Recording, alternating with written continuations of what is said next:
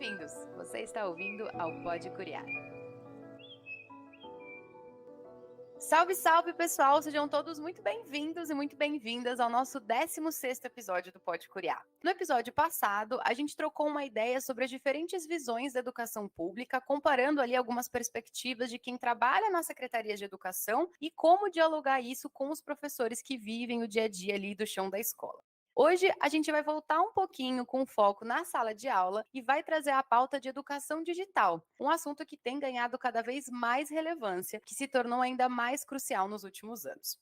Por aqui, a gente vai discutir algumas ferramentas, metodologias e estratégias que estão transformando, ou que deveriam estar transformando, a maneira como a gente ensina e como a gente aprende, e como a gente pode usar essas tecnologias com intencionalidade pedagógica para potencializar esse processo educativo. As convidadas de hoje vão trazer as suas experiências práticas e as reflexões sobre como a educação digital pode ser uma aliada poderosa na formação dos estudantes. Então, para o episódio de hoje, a gente vai receber a Sueller Costa, que é jornalista, professora, educomunicadora e pesquisadora, e agora doutoranda em educação. A Sueller também é idealizadora do projeto Educom Alto Tietê, que a gente vai divulgar aqui na descrição do nosso episódio. A gente vai receber também a Tatiana Luz Carvalho, professora de educação midiática, educomunicadora e mestre em ciências da comunicação. É importante ressaltar que as nossas convidadas hoje de peso aqui são integrantes do MECOM, Programa de Mediações Educomunicativas da ECA USP, a Escola de Comunicações e Artes da Universidade de São Paulo. Meninas, sejam muito bem-vindas e para a gente começar, vou pedir para vocês darem um oizinho e explicarem,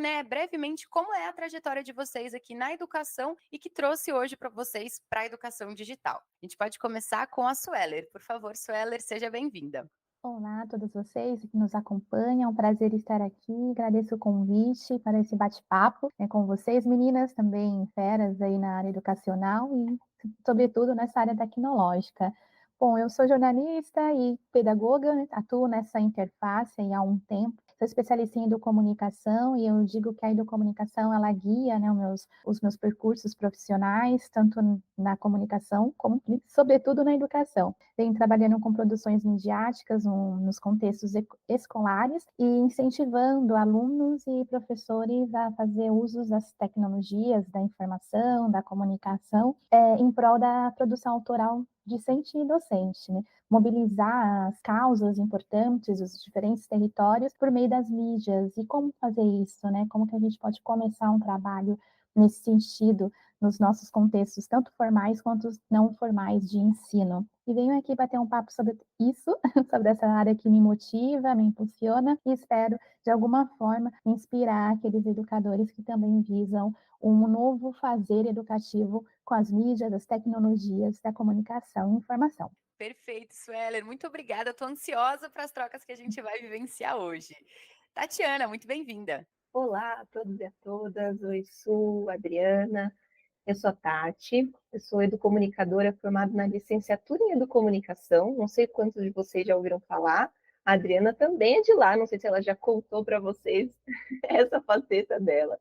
Eu trabalho na educação básica, hoje como professora do ensino médio, numa escola que tem a disciplina de educação midiática, e venho trabalhando já em escolas ao longo dos últimos 6, 7 anos, muito tendo a educomunicação, a educação digital, como um assunto, um conteúdo, uma temática transversal ao currículo. Então, eu trabalho bastante em parceria com diferentes educadores para pensar como que a educação digital pode fazer costuras entre as diferentes disciplinas. Fiz o mestrado e continuo no grupo de pesquisa MECOM, que tem o orientador Adilson Citelli, e hoje eu vou tentar trazer um pouco para vocês algumas das reflexões que a gente tem tido no grupo, além das práticas que tenho vivenciado como professora, além de ver o que outros colegas professores também fazem. Então, agradeço o espaço e a oportunidade desse diálogo. Que demais, muito bom ter você aqui, Tati, realmente minha companheira de curso de graduação. E a Tati já adiantou um pouco aqui para a gente sobre essa visão, de educação digital que a gente vai trabalhar hoje. Então, que é, essa forma, de entender as tecnologias de forma crítica, linkado com as disciplinas, olhando para o potencial de aprendizado dos nossos alunos, do professor, Então, a educação digital a gente vai contemplar todas essas frentes aqui na nossa conversa de hoje. E para a gente começar, já vou trazer uma pergunta polêmica aqui, Então, quais os desafios desafios que a gente tem enfrentado ao tentar, né, incorporar aí essa cultura digital na escola. Como que vocês veem que são essas maiores mudanças que precisam ser feitas e essas mudanças precisam ser feitas por quem? Bom, Dri, essa pergunta é realmente cabeluda. Eu vou trazer um pouco para vocês, gente, o que eu estudei no mestrado, que vai bastante na linha dessa questão. No mestrado, eu tentei entender qual que era o papel dos gestores pedagógicos. Então, eu estudei 2 escolas municipais aqui de São Paulo, na incorporação da TEDIC, né, que a gente chama as tecnologias digitais de informação e comunicação, e das mídias no contexto escolar. E eu fui entendendo que existem diferentes posicionamentos que a escola e que esses atores sociais podem assumir. Vou tentar desenhar aqui para vocês aquilo que eu enxergo, e aí a sua, Adri, dizem se concordam ou não. Eu vejo que existe um tipo de posicionamento que pode ser de afastamento com relação às TEDIC na escola. Esse afastamento ele pode vir por uma simples recusa, ou seja, aqui na escola não entra tela, aqui na escola não entra esse tipo de coisa, isso é na casa das crianças, nas famílias, aqui a gente vai tratar de outros conteúdos.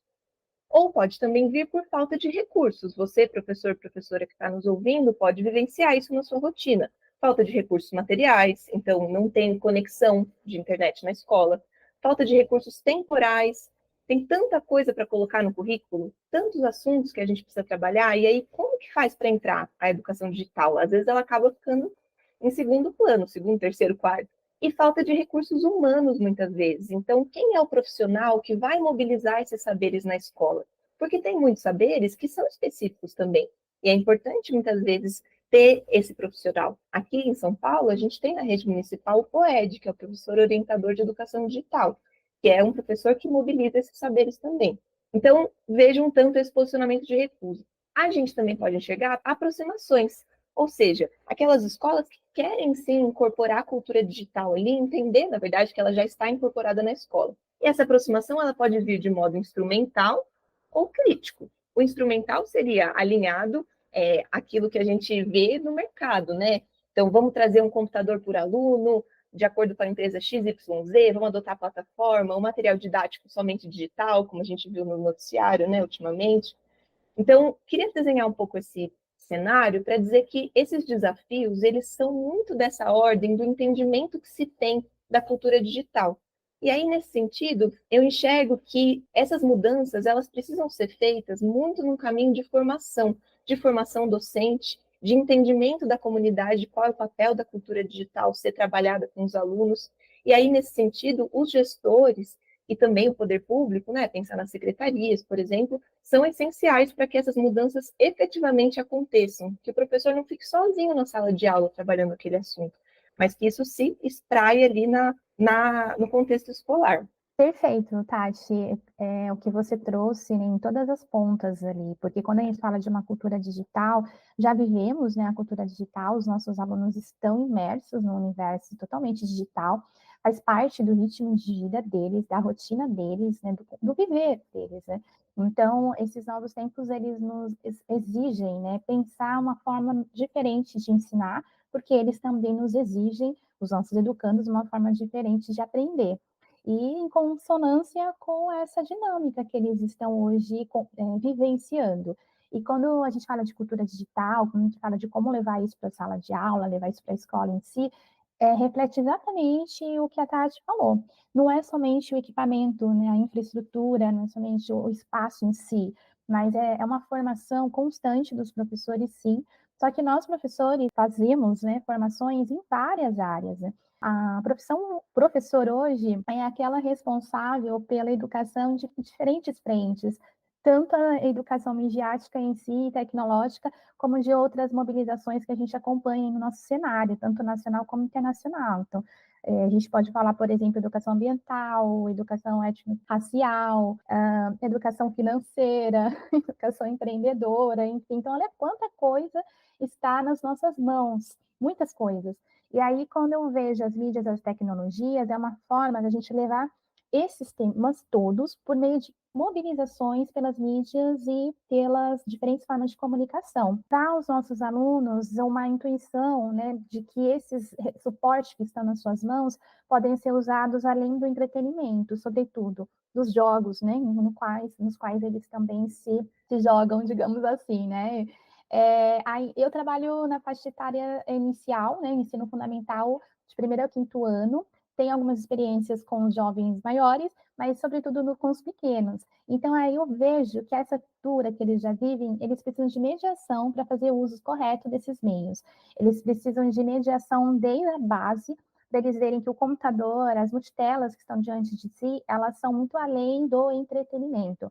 Por trabalhar com essa faixa etária inicial, eu ainda vejo esse olhar entretenimento nessas crianças, porque realmente, sim, né, é a primeira imagem que eles têm. E na pandemia, eles puderam ter uma ideia, né, de que por esses meios você aprende muito, e os recursos, os softwares, todos os aplicativos disponíveis nos permitem ter uma educação digital e uma educação híbrida, né? A gente vive um momento híbrido, então a gente precisa, em todo momento, entre professores e alunos, tentar fomentar uma hibridização de fato consistente, que faça uso dos meios tecnológicos, sem esquecer em nenhum momento dos meios tradicionais, porque a gente também venera demais as tecnologias e esquece que as bases da educação vêm lá de trás, e aquelas bases são a nossa essência, é a nossa essência. Se hoje a gente está educando, é porque a gente tem essa consistência teórica muito fundamentada para levar aos novos tempos teorias consistentes e, de fato, práticas que condizem às nossas realidades educacionais atuais. Meninas, perfeita, né? Acho que muito cirúrgica falar de vocês, e acho que é super importante quando a gente olha ali para a formação de professores, porque a gente entende, né, como a Su bem colocou, os professores têm que, né, fazer uma série de formações, então tem que estar por dentro de muitos temas, e muitas vezes temas que esses professores não dominam ou não entendem completamente, acaba trazendo um pouco de medo, né, de levar essa inovação para a sala de aula, e muitas vezes esse tema acaba não sendo abordado. Mas quando a gente está vivendo um mundo hoje de muitas telas, de muitas redes sociais, da facilidade de acesso a tecnologias, né, por muitas crianças e adolescentes, e se a gente não fala de um uso crítico delas, dessa mediação, qual a qualidade de uso que a gente vai estar fazendo de todos esses recursos, né? Então, claro, os nossos alunos estão muito acostumados a usar as redes sociais, o Instagram, o TikTok, né? Conheço alunos que têm 20, 50 mil seguidores aí nas redes sociais. Mas qual a potencialidade dessa tecnologia para o estudo dele, para a formação, para se conectar com outras culturas, para ter um pensamento crítico, para ter uma leitura muito crítica de todas essas situações que ele está vivendo? Então, acho que muito cirúrgico, né, esse ponto que vocês trazem da formação de professores, porque a gente entende que esse é um processo maior, né? Então a tecnologia ela não vai estar só na sala de aula, mas é como esse aluno vai entender-se no mundo a partir dessas tecnologias que a gente tem hoje, né, à disposição aí de todo mundo. E aí vou trazer um ponto aqui para vocês. Como que essa inserção da tecnologia na educação, né, está impactando a forma como esses alunos aprendem? Então dá para a gente pensar em um curto, médio e longo prazo, e é especialmente, né, trazendo esse olhar das tecnologias que estão na sala de aula, os alunos com as redes sociais, esse tempo de tela, né, do entretenimento versus o educacional. Como que vocês entendem essa tecnologia na educação impactando a forma de aprendizado? Eu gosto de pensar que as relações entre a escola e o digital, elas não são pautadas pela inserção das tecnologias, mas sim, como a Sueli trouxe, pelo fato da instituição escolar estar atravessada pela cultura digital. Então, como ela disse muito bem na fala dela, né? A escola, ela é produto dessa cultura e ela produz também essa cultura. Aí, nesse sentido, esse impacto ele vai depender se a aproximação, retomando o que eu falei antes, é crítica ou é instrumental. Se a aproximação é instrumental, ou seja, né, uma pergunta que a Adri nos fez, a inserção da tecnologia está impactando a forma como os alunos aprendem? E aí, o que eu vou responder para vocês? Ao meu ver, ela está impactando, se a aproximação é instrumental, negativamente. Por quê? Porque quando a gente pensa uma escola ligada a uma lógica do que a Michelle Prazeres fala, por exemplo, da moderna socialização escolar, ou seja, a escola tem que estar alinhada com o mercado, com as últimas novidades das big techs, o Google trouxe um negócio novo, a escola tem que ter, a Microsoft trouxe um negócio novo, a escola tem que ter. Nesse sentido, o aprendizado dos alunos ele não está vindo aliado às tecnologias para formar um cidadão crítico e emancipado. Eu diria que está vindo para formar um bom usuário de plataforma digital. E o que é um bom usuário de plataforma digital? Aquele que consome, aquele que gera engajamento, aquele que fornece dados e informação sem nem perceber que está fazendo isso. Então, tem um risco grande quando a gente fala dessa inserção da tecnologia, porque depende da maneira como ela está sendo inserida. Agora, se a gente tem uma inserção crítica, pautada na emancipação, na autonomia, na reflexividade desses sujeitos, como muito nos ensina Paulo Freire, né? E a gente estuda muito na educomunicação também. Aí a gente pode pensar em impactos que vêm num sentido até de curto prazo de emancipação dos estudantes. E aí eu vou dar um exemplo para vocês de algo que é legal e que a gente pode fazer na sala de aula. quando a gente convida os alunos a fazerem as próprias pesquisas. Então, é claro que é importante a professora fazer curadoria de informações para levar para a sala de aula. Mas será que não tem alguns momentos que o estudante pode buscar essa informação na internet? E aí a gente vai orientar essa busca e vai mediar e vai conversar com eles que não é a primeira resposta que aparece no Google que é a mais certa. Ela está lá primeiro, muitas vezes, porque se pagou mais para ela aparecer em cima.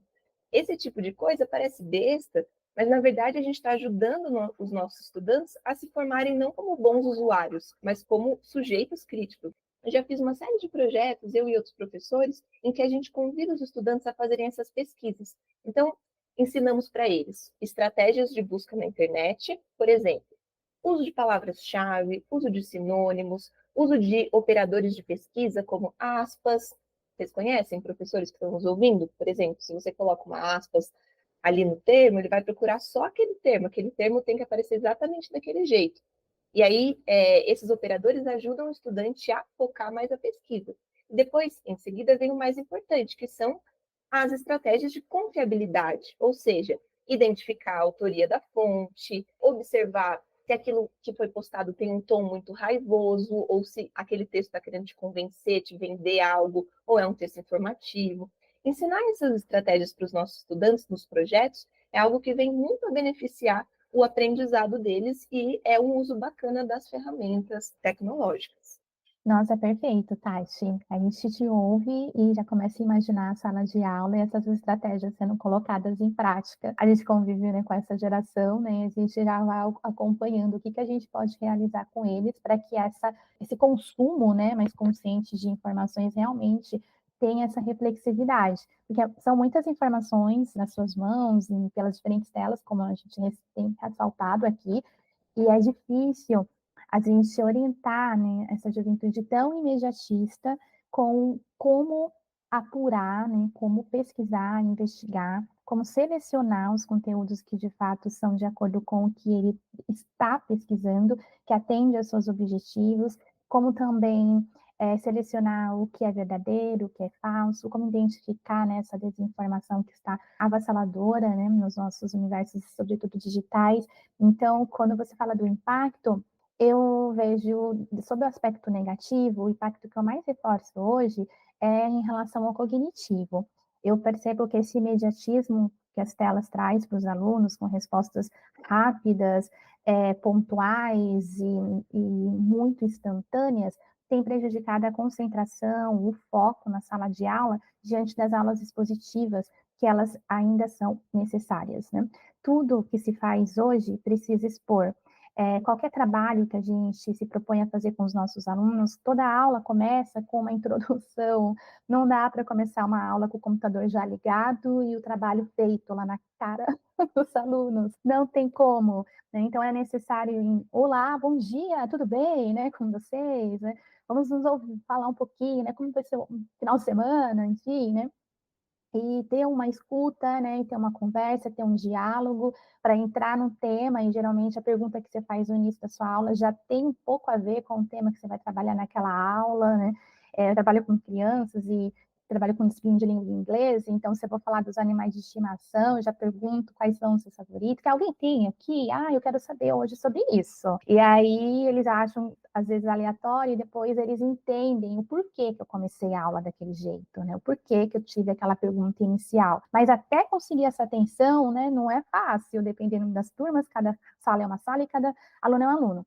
Então, do impacto negativo sobre o aspecto cognitivo, eu acho que esse foco precisa ser trabalhado, essa autonomia que a gente exige tanto deles também, porque nem todos têm total autonomia para fazer uma busca de fato persistente no foco do seu trabalho. Eles são um pouco preguiçosos, têm um pouco de dificuldade para navegar pelos sites, demora a entender que não é só a informação que vem na tela inicial, mas tem que clicar aquele site, e vem um textão desse tamanho, enorme, né, muito grande, e aí tem aquela preguiça de ler aquilo tudo para tentar sintetizar o que eles precisam trazer para a gente.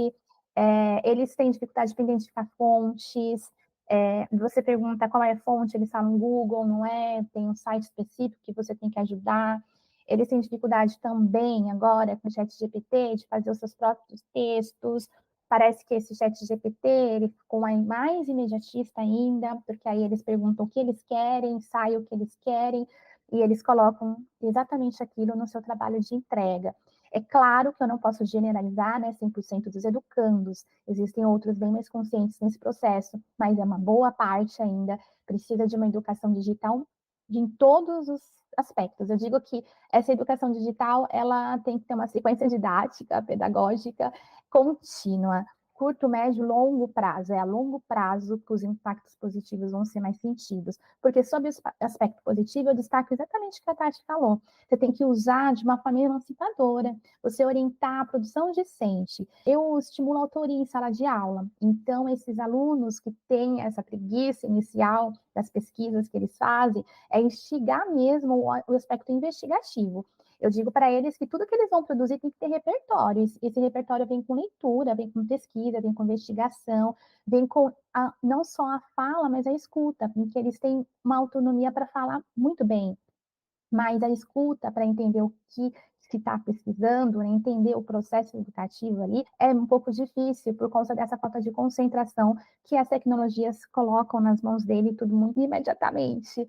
E os impactos são negativos nesse sentido, ao meu ver. Mas com relação ao positivo, quando eles usam com propósito para mobilizar uma causa, um tema de seu interesse, o engajamento da população, da comunidade, principalmente do seu território, para tentar mobilizar uma mudança necessária, aí sim tem outros aspectos positivos, mas é uma construção para que esses aspectos sejam consolidados. Perfeito, Soler, vou aproveitar, né, essa sua deixa de falar, né, de trazer esse ponto a longo prazo mesmo, e de pensar que talvez nessa educação digital que a gente está trabalhando hoje com os nossos alunos, vai ser colhida também no futuro no sentido, né, e aí compartilho uma experiência pessoal, de que teve uma vez ali, né, no trabalho, que a gente estava falando um pouco sobre fake news, então a gente fez uma atividade para entender, para tentar detectar quem conseguia reconhecer quais eram as fake news, e era num grupo de adultos, e quase todo mundo caiu nas fake news. Então quando a gente começa, né, a trabalhar a educação digital com as crianças, também é uma forma de conseguir impactar esses adultos para essa visão mais crítica, né? Porque uma fake news, a gente sabe, né, e recentemente, né, tudo que tem acontecido no nosso país, vai influenciar, né, eleições, a saúde pública, né? Então, com a questão de vacinação, por exemplo. Então, isso está envolvido em um ambiente muito maior, né? Então, quando a gente começa a trabalhar mesmo, sabendo que vai ser um processo, né, não vai ser nada imediato, pelo contrário, né? Acho que a construção de um processo, a construção de um pensamento crítico, a construção de um entendimento dessas plataformas e dessas ferramentas de como melhor usar, a gente consegue atingir uma sociedade mais consciente, né, da comunicação e do que ela está consumindo, e a gente sabe que hoje tem como consumir 1 milhão de coisas e de informações e de conteúdos ao mesmo tempo, né? Então, acho que é muito legal pensar nessa lógica mesmo e trazendo um pouco, né, dessa experiência prática que a Tati compartilhou dos professores, é de pensar que uma vez que esses alunos passam por esse processo, seja de fazer uma pesquisa, né, e colocar fonte, entender quais mecanismos levaram aquele site estar ali em primeiro lugar, seja um aluno que vai fazer uma atividade de investigação e precisa produzir um texto, e para produzir esse texto ele vai entender que vai ter informação que ele vai ter que tirar, vai ter imagem que vai casar ou não com aquele texto, ele consegue reconhecer, por exemplo, né, como o jornalismo funciona de forma mais intencional, né? Então, a partir disso, como que ele lê as notícias que estão sendo passadas no mundo? Qual é o interesse daquelas notícias, né? Qual é o texto que foi colocado e qual o texto que foi tirado? E isso vai funcionar também, né, para um museu, para uma exposição que ele vai, para tudo, né? Então, acho que é muito fundamental a gente ir plantando essas sementes mesmo sabendo que é um processo a longo prazo. E aí, meninas, trazendo, né, esse contexto maior da sociedade, pensando, né, ali na BNCC, que vai falar sobre cultura digital, quais são essas principais oportunidades, especificamente, que a educação digital oferece para conseguir aprimorar essa educação, né? E aí vou trazer um pouco aqui, talvez, para os professores que podem não conhecer, mas o que fala o eixo de cultura digital da BNCC para contextualizar todo mundo. Então, a BNCC aqui vai trazer sobre cultura digital, que é compreender, utilizar e criar tecnologias digitais de informação e comunicação de forma crítica, significativa, reflexiva e ética nas diversas práticas, incluindo as escolares, para se comunicar, acessar e disseminar informações, produzir conhecimentos, resolver problemas e exercer protagonismo e autoria na vida pessoal e coletiva. Então, vou repetir a pergunta porque ficou lá longe, né? Então, quais são essas oportunidades que a educação digital oferece para aprimorar a educação quando a gente olha especificamente para esse eixo da BNCC? Esse eixo em si, né, dessa competência geral da BNCC, ela abre uma oportunidade tanto para a gente promover uma alfabetização e um letramento digital, abre uma oportunidade para a gente fomentar a educomunicação dentro do contexto escolar, sobretudo formal.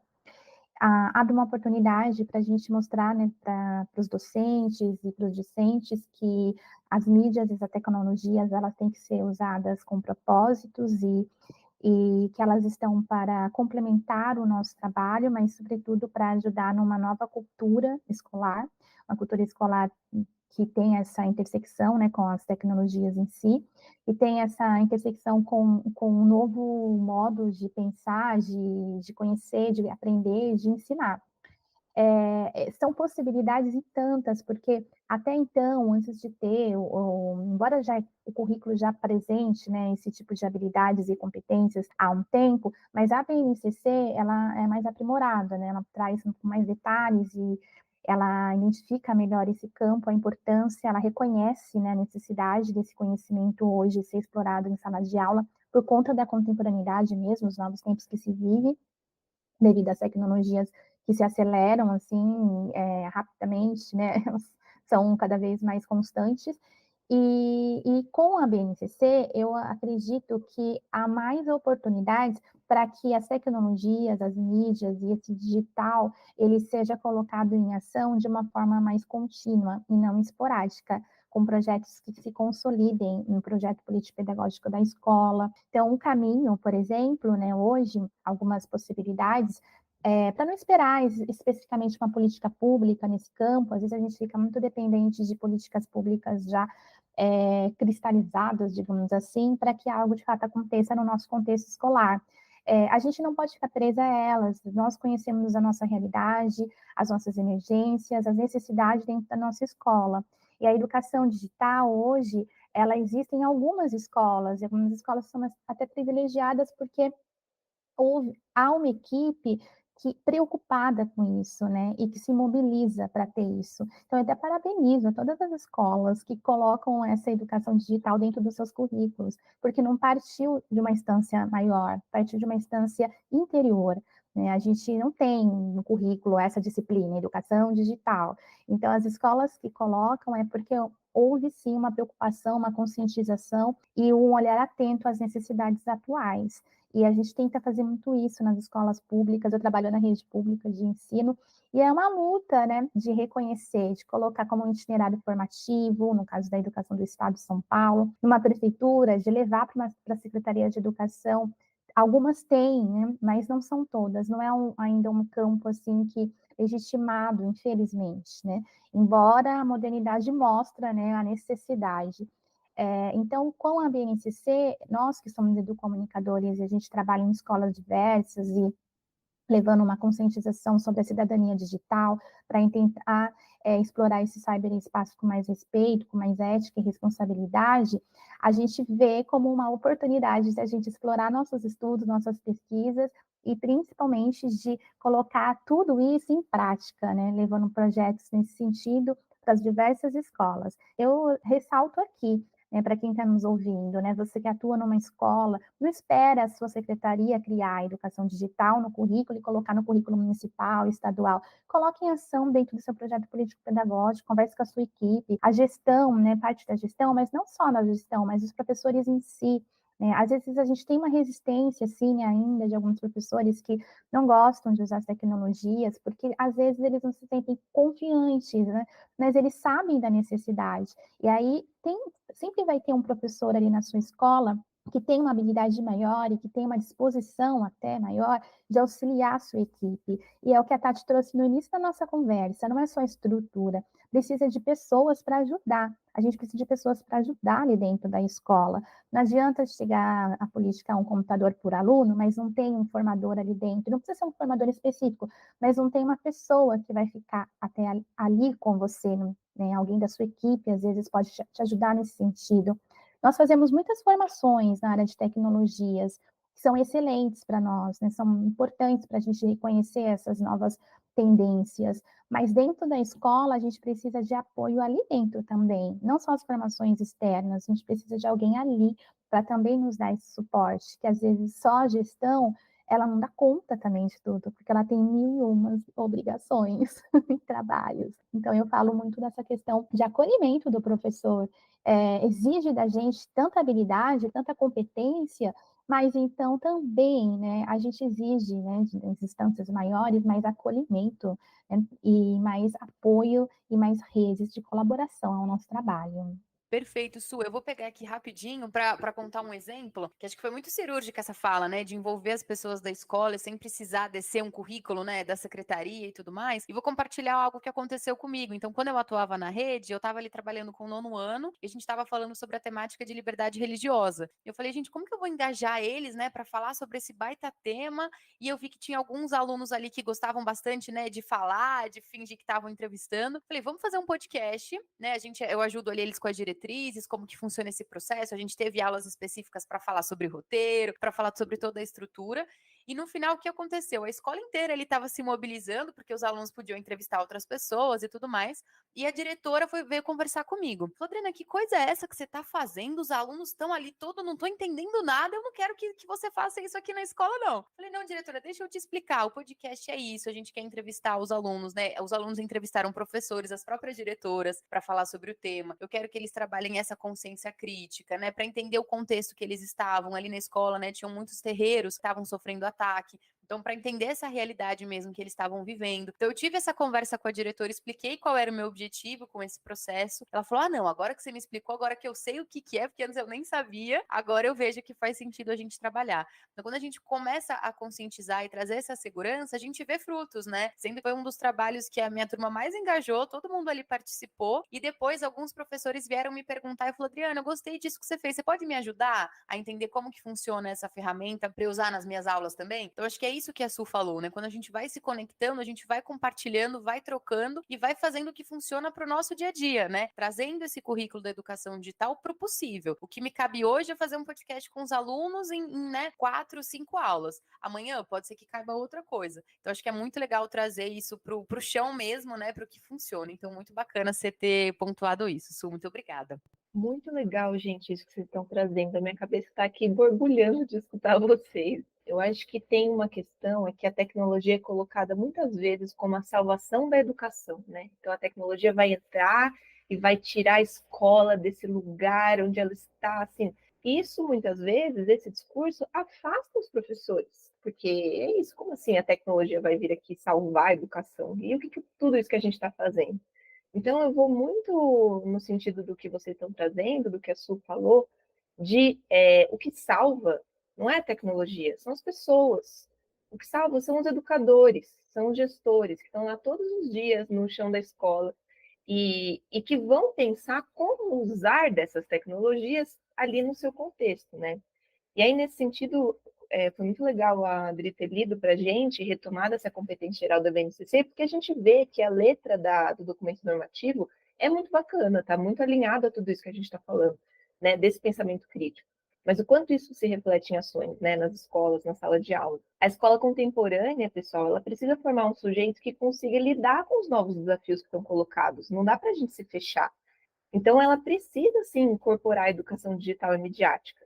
E aí eu fico pensando que negar o ensino crítico sobre as mídias e tecnologias para as crianças e jovens é, de algum modo, no limite, negar a cidadania, porque isso os deixa vulneráveis para seduções das big techs, do Instagram, do TikTok, do YouTube, né? Quando eu falo big tech, eu estou falando dessas grandes empresas de tecnologia e de mídia. Não dá para ser esporádico, como a Su falou, precisa ser curricular. E aí pode ser algo na sua disciplina mesmo, né? Algum projeto que você vai trabalhar ali todos os anos, mas que a gente vai entender que no 9º ano os estudantes vão entender a linguagem de podcast, por exemplo, como um recurso potente para trabalhar esses assuntos da comunidade. Eu vou trazer um exemplo para vocês de um uso que eu fiz com os meus alunos da plataforma do Instagram, e que foi um uso que tenta ser um tanto disruptivo, né? Claro que dá para a gente questionar o quanto que você está sendo disruptivo quando você usa da plataforma, mas vamos lá, a gente está dentro dela e precisa também, muitas vezes, lidar com isso que é a realidade dos estudantes. Então, com a primeira série do ensino médio, a gente passou um trimestre estudando desinformação. Então, a gente leu, né, a Claire Wardle, foi entender o que é desordem informacional, o que é fake news, por que esse termo às vezes é confundido, enfim. E aí, como vou tentar falar um pouco ao longo da nossa conversa, eu trabalho muito com a ideia de que os produtos dos estudantes, né, as produções deles, precisam ter uma audiência real. Não tem por que você fazer algo que vai ficar guardado na gaveta do professor, da professora, ou no nosso drive, né, na nuvem. Aquilo que o estudante faz, é interessante que a gente pense, né, que ele vai fazer para ser ouvido, para ser escutado, para gerar um impacto. Então, o que nós fizemos? Os estudantes produziram vídeo reels, que são aqueles vídeos que são postados no Instagram ali, que tem um tamanho de até 3 minutos, né? Se eu não me engano. Também são tipo esses vídeos de TikTok, para serem postados no Instagram da escola, conscientizando a comunidade sobre a desordem informacional. Então, a gente usou da própria plataforma, que gera muita desinformação, para trazer ali para as pessoas que compartilham e que acessam a voz dos estudantes sobre esse assunto. E foi bem bacana assim, ver como que isso foi reverberando dentro da comunidade. As famílias assistiram os alunos falando sobre isso, os alunos, de alguma forma, assumem uma postura mais empoderada para falar do assunto, né, que também os atravessa. Então, a gente pode, e assim, eu trabalho numa escola particular, mas vocês podem perceber que quais foram os recursos necessários para fazer isso? O celular do próprio aluno. Então, ele no próprio celular gravou, editou ali no recurso e a gente postou na rede social da escola, porque nessa escola cabia esse tipo de proposta, né? Nem toda escola funciona isso, mas são estratégias possíveis da gente pensar como que a educação digital pode ajudar, né, a aprimorar esses processos educacionais.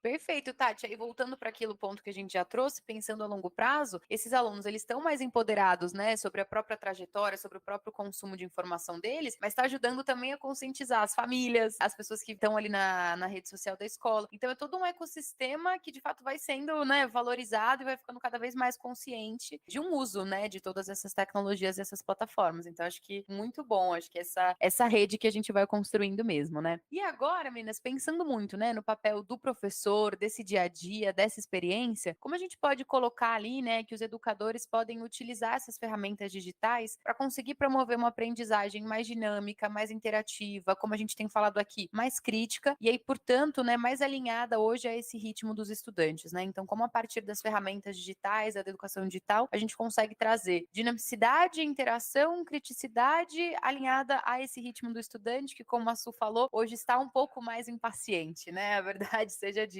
também. Aí quero ouvir um pouquinho vocês. O exemplo que a Tati trouxe, né, já é uma das oportunidades que a gente vê em sala de aula, né, no contexto escolar, por meio da BNCC, né, colocando aí uma competência em prática e outras também, né, alinhando inclusive com outras disciplinas. Hoje, quando a gente trabalha com produção de mídia, é importante ressaltar que ela está elencada, né, atravessada, né, eu gostei muito desse termo que a Tati trouxe, a todos os componentes curriculares, né?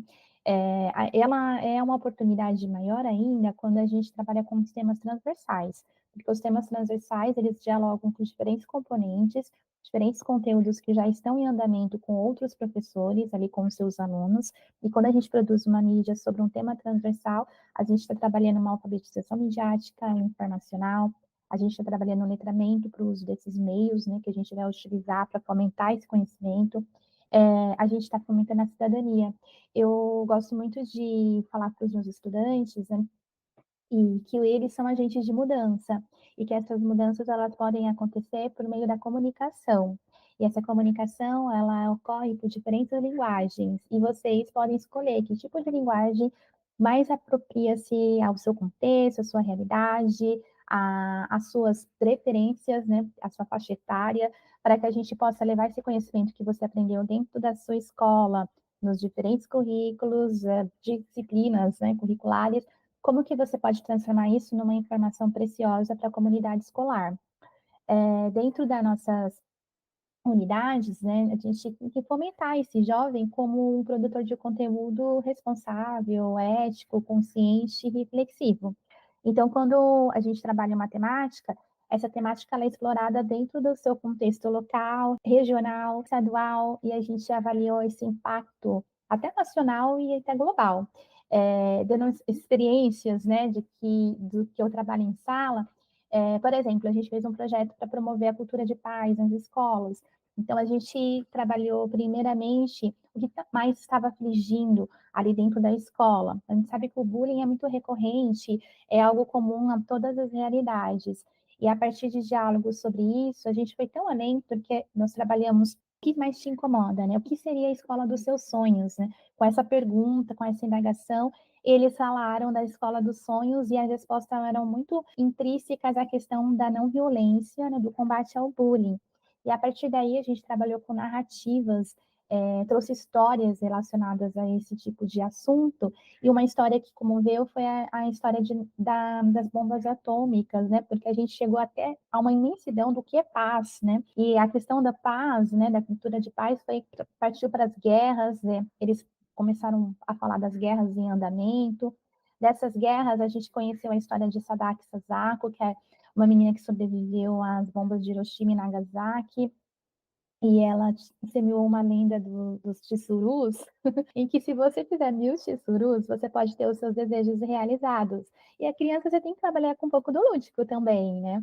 E olha que tema tão abrangente, trabalhei essa ludicidade com eles, e que ela, um dos sonhos era ver a sua cidade reconstruída. E ela faleceu sem ver o Japão reconstruído após as bombas atômicas, mas ela realizou, podemos dizer, né, que houve esse sonho foi concretizado. E aí as crianças entraram nessa magia e fizeram 1000 tsurus, a escola toda se mobilizou, toda a unidade, todas as turmas, com essa conscientização e fizeram vídeos também dizendo o que seria a escola dos sonhos, entrevistaram os pais, percorreram o bairro para ouvir a comunidade, para seria para você uma escola dos sonhos. E no final, eles chegaram à conclusão que a escola dos sonhos é uma escola com uma boa convivência, né? Uma comunicação não violenta, com uma escuta, um diálogo, muito mais do que uma infraestrutura super equiparada, né? Que um novo recurso sensacional. Que remete ao que a Tati falou, a escola precisa de pessoas, mais do que um novo computador ali na sala, precisa de pessoas. Pessoas engajadas, pessoas motivadas e pessoas disposta a fazer mudanças. E isso tudo partiu por causa de um problema recorrente, que é o bullying. Acabou o bullying na escola? Não acabou, mas diminuiu. Esse é um exemplo, né? Eles usaram a mídia em que sentido? Eles fizeram a história de Sadako Sasaki, né? Eles fizeram vídeos explicando a história, fizeram vídeos falando das guerras mundiais, eles fizeram uma campanha, né, da Escola dos Seus Sonhos, em que eles semearam palavras-chave por meio de vídeos curtos também, falando do qual é a principal motivação para você ter uma escola de fato em consonância com a paz. E no final do ano eles fizeram teatro, fizeram um recital de poesias e fizeram uma apresentação para toda a comunidade para explicar o porquê daqueles tissurus espalhados pela escola. Então, quando a gente fala de mídias, né, às vezes dá a impressão, nossa, mas eu tenho que fazer um jornal, tenho que fazer uma revista, eu tenho que fazer um blog, é muito difícil, eu não sou jornalista para fazer isso na minha escola. Não, gente, falar de mídias é você trazer essa conscientização que a mídia traz, por exemplo, ali. Eu não trouxe a questão das guerras que a mídia estava expondo a todo momento, a questão da Ucrânia, né, no momento que é mais recente e que já acontece há muito tempo, e eles está mais na memória das crianças, mas eles trouxeram, né, o que é paz para você, né, além da escola. Eles trouxeram, ou seja, eles já estão midiatizados, eles já têm contato com essas informações midiáticas, e aí foi o trabalho daquilo. Eles se conscientizarem que a convivência, a boa convivência, é a base para uma consolidação da paz. E que quando ela não existe, é por conta desse. Até um discurso de ódio, né? A gente comentou sobre isso na sala de aula, né? O que é um discurso de ódio, o que é um desrespeito, o que é uma desvalorização da pluralidade, da diversidade, o que é pluralidade cultural, enfim. Trabalhar com produções midiáticas é você ir muito além do seu currículo tradicional. É você ir muito além dos conhecimentos cognitivos, mas também os atitudinais e os comportamentais, porque você está mobilizando esses agentes de mudança. Eles estão olhando ao seu redor, ampliando a sua visão de mundo e, sobretudo, construindo dentro de si essa necessidade de mudanças. Eles estão sendo inquietados, eles precisam identificar problemas. A gente tem que trabalhar com os problemas dentro do nosso território e desses problemas buscar essas soluções, e uma das soluções é mobilização. E tem a mídia à nossa disposição, né, esses recursos que estão aí aos nossos alcances e que a gente pode usar dentro desse contexto de emancipação. Que bacana, Su. Eu fico pensando que o pessoal que está ouvindo, às vezes tem a expectativa de, eu vou escutar pessoas que vão falar sobre educação digital e elas vão me trazer vários nomes de recursos, e aí a gente está aqui justamente fazendo uma desconstrução. É legal perceber isso, né? Porque você vai vendo quem mais estuda a educação digital é quem mais fala sobre educação desplugada, e sobre trazer o digital para a sala de aula e as mídias, mas sobre essas outras perspectivas. Adorei conhecer, inclusive quero um tsururu, me ensine a fazer. Pessoal, eu fiquei pensando com a pergunta da Adri que a escola ela não pode parar no tempo, né? Então, assim, num tempo em que os áudios de WhatsApp são acelerados, os vídeos do YouTube são colocados na velocidade 1,5. Uma aula de 45, 50 minutos, para um estudante hoje, pode ser uma eternidade, assim, sem fim. Eu imagino que se eles tivessem a possibilidade de ter um botãozinho ali para acelerar a nossa fala, eles fariam, assim, sem dúvida.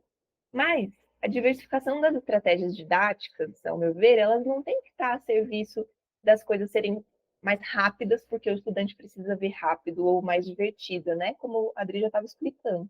Mas sim porque os estudantes aprendem melhor com estratégias didáticas diversificadas. Então, retomando uma coisa que a Su falou lá no começo da nossa conversa, não é abandonar a aula expositiva. A aula expositiva é muito importante também. Não é deixar tudo mais fácil e gostosinho. Aprender é difícil, aprender dói. E não é à toa, porque quando a gente aprende, a gente desconstrói ideias, a gente se abre para outras reflexões que podem não ser tão confortáveis, tira a gente do nosso lugar ali, né, de conforto, e faz parte. Mas manter só a aula expositiva com a ideia de que matéria dada é matéria aprendida também pode ser uma ilusão. Então, assim, existem diversas formas de aprender, cada estudante vai aprender melhor de um jeito. Claro que o educador não vai preparar um percurso formativo para cada estudante, né? Isso seria um propósito. Mas eu convido vocês, né? Imagino que vocês já façam isso, pessoas que estão nos ouvindo, mas caso não, a pensar no planejamento anual, pensar no planejamento trimestral, olhando para a diversificação das estratégias. Então, pensando quais são as linguagens que eu posso adotar para trabalhar esses conteúdos. E aí a gente tem que tomar um certo cuidado, porque não pode ser o uso do recurso só por usar. Não pode ser assim, eu vou ter um projeto de podcast. Não, tem que ser aquilo que a Adri acabou de explicar para a gente. Eu vou ter um projeto para discutir intolerância religiosa. Qual é a linguagem que vai dialogar melhor com a minha comunidade para que esse assunto circule entre as pessoas? Então, a lógica tem que ser invertida, né? E aí aqui, por exemplo, a gente pode usar de vídeos, áudios, infográficos. Dá para a gente ter uma aula inteira fazendo uma boa análise de infográfico. Vou dar uma sugestão para vocês. Lá na revista Piauí tem uma editoria que chama Igualdades, e eles têm várias reportagens com infográficos muito legais e dá para fazer discussões super bacanas com os estudantes de ciências, de geografia, de história, trazendo esse recurso ali para a sala de aula. De repente, convidar o estudante para produzir um infográfico também. E aí eu me alinho àquilo que a Adri falou no começo, né? Quando o estudante ele produz a mídia, ele produz com a ferramenta digital, ele de alguma forma está aprendendo a ler criticamente. Porque a próxima vez que ele for, então ele fez ali uma reportagem. A próxima vez que ele for assistir uma reportagem, ele já vai perceber um pouco, nossa, olha o tempo que tal pessoa ficou falando, olha o tempo que deram para o representante do governo falar, olha o tempo que deram para a pessoa que está reclamando falar. Parece ter uma escolha por trás disso, né? Então, assim, quando a gente traz essas ferramentas para a sala de aula, elas têm que estar muito a serviço desse aprendizado que a gente quer gerar, e não do uso por si só. Senão perde o sentido. Não dá para a gente falar, no primeiro ano vai ter site, no segundo ano vai ter podcast, no terceiro ano vai ter vídeo. Isso não tem nenhum sentido, pessoal. A gente tem que pensar de acordo com o conteúdo que a gente quer ali tratar. E aí eu vou, para fechar minha fala, dar um exemplo de algo que pode ser legal de fazer também, que é a produção de conteúdos curatoriais pelo docente. Então, por exemplo, eu costumo fazer, às vezes, eu tenho um colega professor de ciências do 5º ano do F1 que faz isso também, que é produzir um site simples ali no Google Sites, ou pode ser um tablet também, mas que você deixe alguns recursos para o estudante ir lá e consultar no seu site. Então, por exemplo, ele queria trabalhar com os alunos a política de resíduos sólidos, a Política Nacional de Resíduos Sólidos, se eu não me engano, que é um texto muito difícil de um estudante de 5º ano acessar, né? Então, ele pegou esse texto, fez uma adaptação ali no site e entregou para o estudante esse texto adaptado. Isso demanda do professor? É claro que sim. mas ao mesmo tempo também é um material didático que você está produzindo que você vai poder usar por vários anos fazendo atualizações ali. Então, só uma sugestão também que de repente pode interessá-lo. Perfeito, meninas. E ouvindo vocês falarem, né, acho que, enfim, me inspira bastante, né, que as possibilidades são imensas, assim. E acho que para trazer, né, um pouco desses benefícios, né, das tecnologias digitais na sala de aula, a gente vem falando, que recupero a fala da Tati, de que não é e não deve ser a tecnologia pela tecnologia, né, mas é o porquê, com a intencionalidade, o uso pedagógico que eu vou dar disso a partir do próximo processo. Então, acho que isso é fundamental e eu tenho visto aqui, né, e nas falas de vocês, de que a educação digital é também uma oportunidade muito grande de fazer algo que eu acredito que o professor e a educação deve fazer, que é ensinar o aluno a pensar. Porque pode parecer, né, básico, mas muitas vezes a gente está ali, às vezes, né, numa aula que tem um conteúdo, um currículo super grande, né? A gente sabe que os nossos currículos são bastante extensos, né? Os professores têm que percorrer uma gama muito grande ali de conteúdos e as aulas e tudo mais. E às vezes a gente perde de noção que a gente tem que ensinar o aluno a pensar. Eu não quero que o aluno decore as informações e que isso vai fazer com que ele saiba as informações. Pelo contrário, eu quero que ele esteja numa aula de história estudando sobre uma guerra, mas que ele consiga entender e relacionar o que ele está vendo hoje na televisão com as guerras que estão passando. Então, que pessoas estão sendo envolvidas, quem está tendo mais tempo de falar ou quem está sendo silenciado. Então, vejo que a educação digital tem um potencial muito grande de ser essa disciplina que vai ajudar o aluno a pensar. E vocês falaram muito bem, né? Seja isso plugado numa tecnologia ou seja desplugado, né? Dependendo do recurso que o professor vai entender que faz sentido ali para sua turma utilizar. Então, acho que isso é muito potente, né? Quando a gente olha para esse processo. Então, agora, né, meninas, entendendo aí esse benefício de ajudar o aluno a pensar, então, né, trazer esse objetivo da educação principal, como que a gente, enquanto educadores, enquanto, né, instituição escolar, a gente pode ajudar a preparar esses alunos para os desafios no futuro que ele vai enfrentar, combinando, né, a educação e essa cultura digital de maneira eficaz. Então, como que hoje a gente consegue preparar né, em 2024, preparar os alunos para os desafios que ele vai encontrar, estando aí imerso, né, nessa cultura digital também? Hoje, a partir do momento que eles passam a ter essa mediação, essa orientação com esses projetos variados que incentivem, né, o uso das mídias, das tecnologias, que orientem nesse contato com a informação de uma forma mais criteriosa, ajude-os a serem mais críticos e reflexivos com aquilo que eles acompanham, que eles leem, assistem, a gente vai estar preparando já esses jovens a estar mais atento às mudanças das suas contemporaneidades, né? A educação é movimento, então nós, como professores, já temos que estar bem atentos, né, a essas modificações que acontecem nos âmbitos sociais, econômicos, em todos os outros âmbitos, porque eu digo que a escola é uma grande agência de comunicação, né? Porque ali na escola, né, compete a gente a levar, né, para quem ali está, né, os educandos, e não só eles, mas a comunidade escolar em todo, né, as famílias, as informações mais impactantes do momento. Então, um exemplo claro, né, a questão da educação ambiental. Já existia, né, já existe isso dentro do próprio currículo mesmo, é consolidado, há um tempo já se propaga numa educação com uma conscientização ambiental. Mas, diante das tragédias do Rio Grande do Sul, isso está sendo fortificado com projetos mais consistentes, e não só esporádicos, para ver como a nossa responsabilidade é grande. Quando houve os ataques às escolas no ano passado, também passou a ter uma maior preocupação com projetos mais consolidados nessa área de uma educação para a paz, né?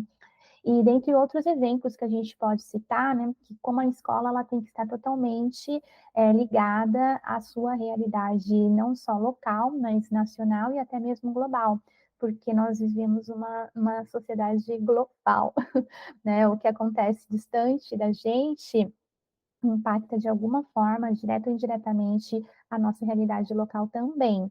E quando eu falo dos desafios, né, que a gente prepara esses jovens para os desafios lá do futuro, sim, a gente prepara para essa nova era, né, digamos assim, né. A gente enfatiza, né, que a educação, ela prepara esse aluno para o mercado de trabalho, né, infelizmente é o que a área econômica mais destaca, né? Agora também se destaca muito que o jovem ele tem que ser preparado para um olhar empreendedor, né? Também se enfatiza muito a questão da educação financeira, né, que ele tem que estar preparado para lidar com as crises econômicas, enfim, olha quanta coisa, né, que a gente tem que trabalhar aí dentro da escola. E aí, quando eu falo dos desafios do ponto de vista midiático, tecnológico, dessa era digital, a gente, levando essas áreas dentro das nossas propostas pedagógicas, dos diferentes currículos, conteúdos e disciplinas, a gente está preparando esse jovem a lidar com esses novos recursos que também estão totalmente sendo usados no mercado de trabalho, né? Então, hoje, no mercado de trabalho, a gente dá um exemplo, das entrevistas, né? Muitas entrevistas, elas são remotas, então o aluno tem que saber utilizar um Google Meet, tem que utilizar um Zoom, tem que utilizar essa plataforma digital. Muitos cursos de aperfeiçoamento, muitas formações também são remotas. Às vezes, uma aula é a gravação de um vídeo, então ele tem que saber utilizar um recurso, qual aplicativo que é mais interessante, né, para edição, para gravação. E fora isso, né, ele tem que estar preparado também com com a questão das tecnologias atuais, né, o chat GPT, dentre outros, né, enfim, ele tem que acompanhar as novidades para ele se preparar para os desafios futuros. Dentro da área educacional, eu não gosto de focar essa questão mercadológica, né, mas infelizmente o mercado está de olho na educação, né, a educação prepara os profissionais do futuro. Então, querendo ou não, a gente está, sim, ligado a esse olhar mercadológico. Mas nós temos um olhar mais humanístico. Então, que a gente faça com que os nossos estudantes eles sejam preparados sobre a questão humana, né?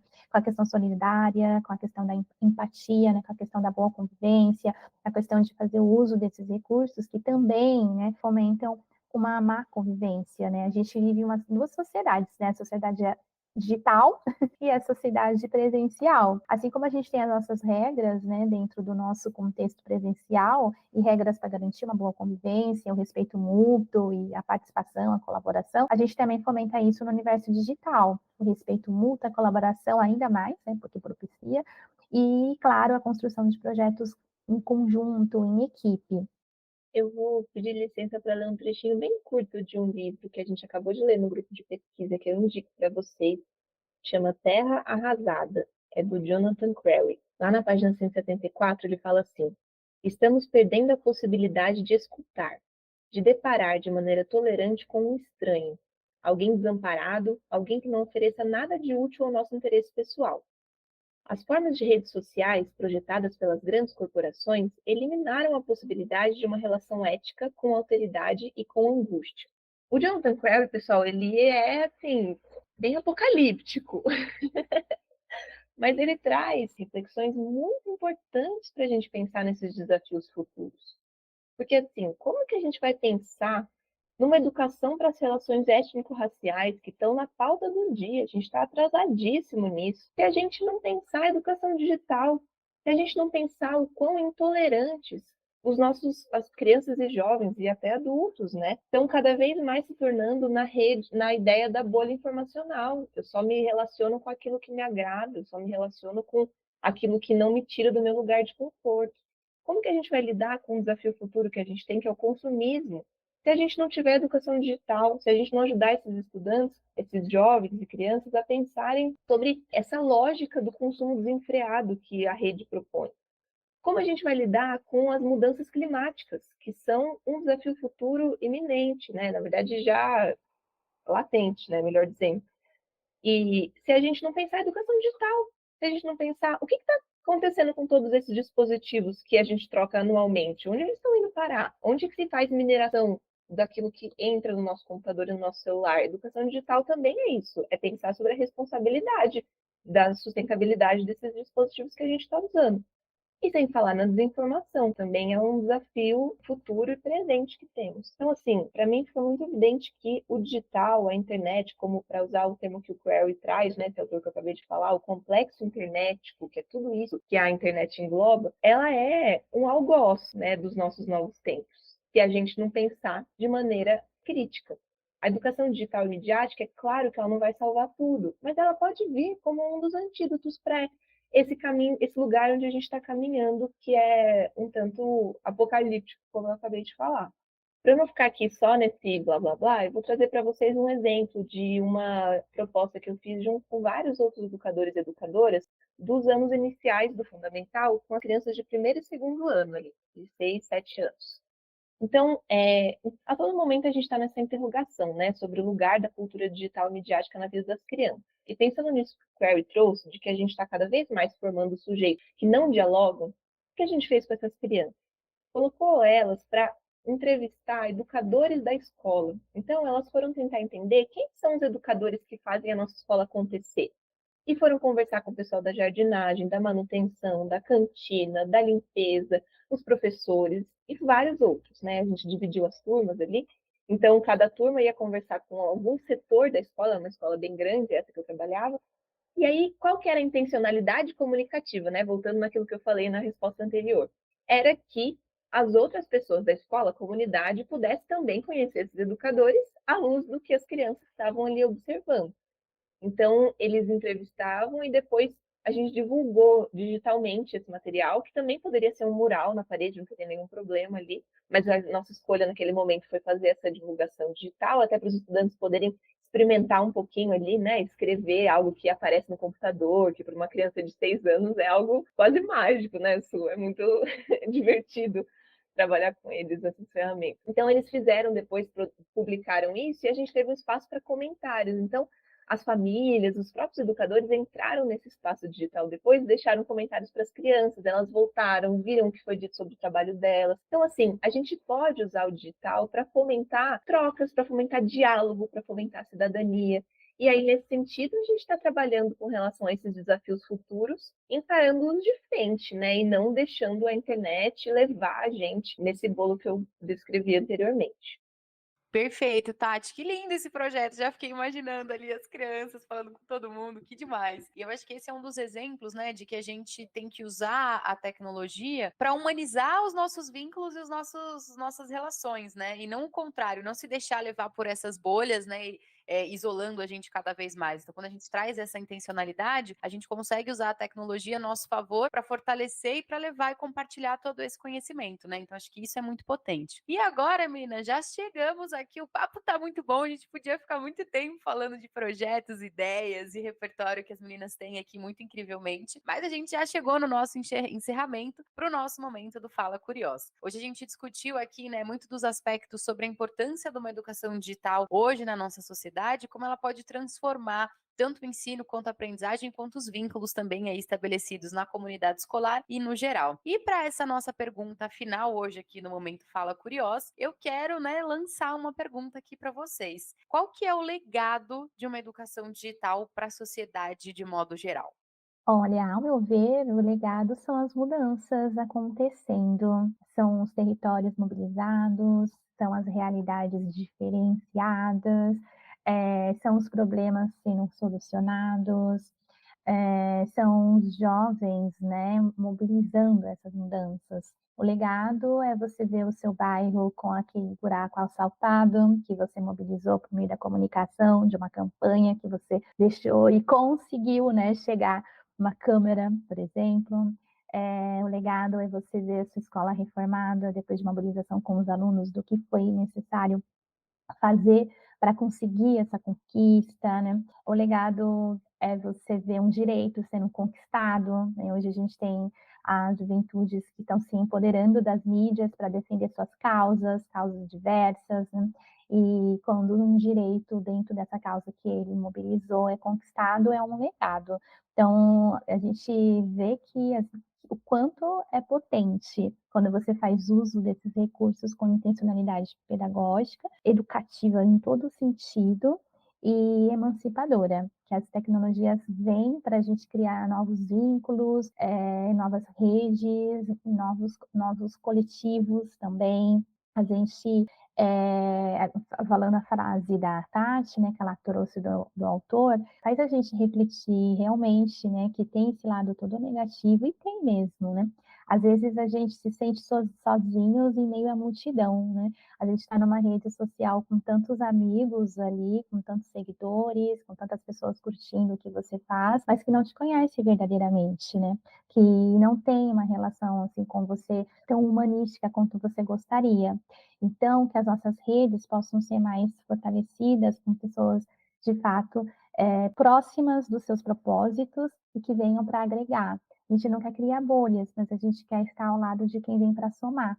Às vezes também tem esse lado, embora a gente às vezes se sinta sozinha, mas a gente também consegue se conectar com quem segue os seus ideais, com quem vem para te ajudar a também fazer a diferença no seu espaço, a também deixar um legado. E nós, como educomunicadoras, o nosso propósito é muito além do pessoal. A gente tem um propósito de mobilização interna e externa, né? A gente quer fazer a diferença por onde a gente passar. Cada escola que eu percorro, eu quero deixar minha marquinha ali, mas não é a minha marquinha da Sueli, é a marquinha da equipe Sueli, que sou eu e os meus alunos. A gente tem que deixar algo para as novas gerações que chegam e a gente está precisando, principalmente as nossas crianças, os nossos adolescentes, de inspirações, inspirações positivas, inspirações que nos façam a tornar um amanhã melhor, né, um mundo de fato melhor.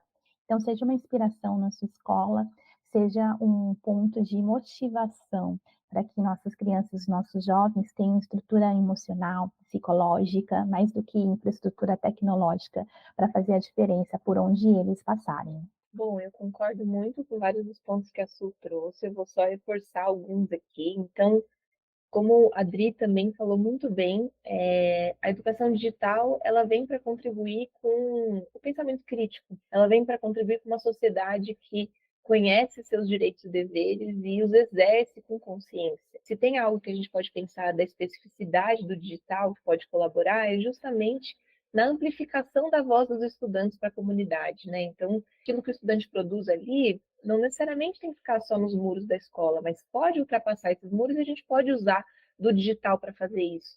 Mas muito para além disso, né, a educação digital ela está a serviço de ajudar os estudantes a pensar criticamente. Acho que a gente tentou deixar claro aqui ao longo da nossa conversa que essa ideia de nativo digital ela é muito questionável. A ideia de que os jovens, as crianças de hoje, eles já sabem mexer melhor do que você, professor. O que você vai ensinar para o aluno que já pega com 2 anos, bebê, pega o celular e já consegue chegar no YouTube? Pessoal, a habilidade de clicar, ela não significa a habilidade de refletir criticamente sobre isso. Você, professor, professora, você é muito importante para os seus estudantes conseguirem não serem usuários, mas serem sujeitos dentro do digital. Então, aquilo que você consegue trazer para sua aula, refletir criticamente com o seu aluno sobre esse dia a dia dele, né? Todos nós estamos imersos e hiperconectados, até as crianças pequenas. Então, a gente precisa trazer isso para dentro da escola. A educação digital, ela tem esse legado de enfrentamento aos desafios atuais, como a gente falou na questão anterior. Perfeito, meninas. Tati, eu gostei muito disso aqui que você colocou, né? De que a educação digital pode ser essa ferramenta de que a gente não tenha mais, que a gente não tenha mais usuários, mas sim sujeitos, né, mais apropriados. Acho que isso é uma ótima reflexão para a gente terminar esse episódio. E, meninas, quero agradecer demais pela participação de vocês. Aprendi muito, tive muito repertório aqui. Foi ótimo ouvir vocês. Espero que quem esteja nos ouvindo também saia muito inspirado e motivado para começar a trabalhar a educação digital, né? Com os exemplos que as meninas foram trazendo aqui também. Então, quero agradecer meu coração estar com vocês aqui nessa conversa. Eu vou pedir para que vocês abram o microfone para se despedirem também, dar um tchauzinho pro pessoal. E caso queiram divulgar algum projeto, alguma ação, podem fazer também. Foi um prazer conversar com vocês, Tati, Adriana, estar conhecendo também seu projeto. Parabéns aí pela iniciativa do podcast.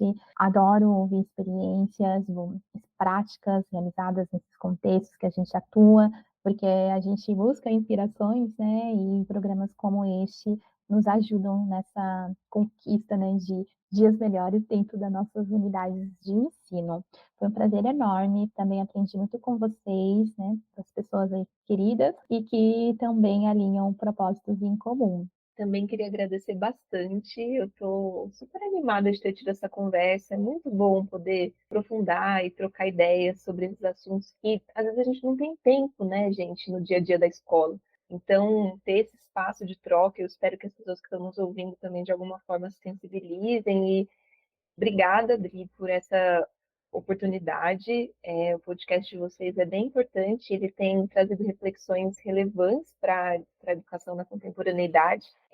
Eu convido você, professor, professora, a olhar também o que os autores e autoras das universidades brasileiras estão produzindo sobre esse assunto. Eu citei aqui um autor estadunidense, mas tem muita gente fera produzindo sobre isso, fazendo pesquisa com professores. Eu vou passar para a Adri o nosso trabalho do MECOM, para poder ser divulgado aqui no podcast. Tem um site que se chama Base Educom, e que alunos da licenciatura e ex-alunos da licenciatura de comunicação fizeram. Lá tem alguns projetos sendo divulgados também. Então é isso, a gente segue trocando e eu agradeço esse espaço.